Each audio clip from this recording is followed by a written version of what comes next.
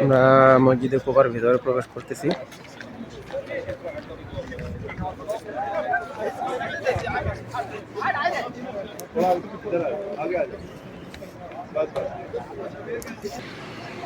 মাশাআল্লাহ,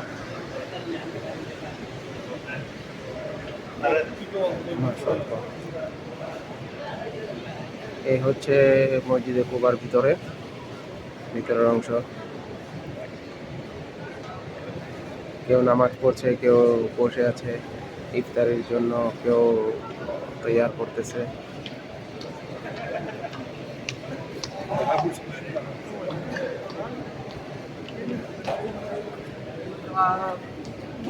এখানে আসার পরে 2 রাকাত নামাজ অবশ্যই পড়বেন। আমরাও এখন 2 রাকাত নামাজ পড়ব।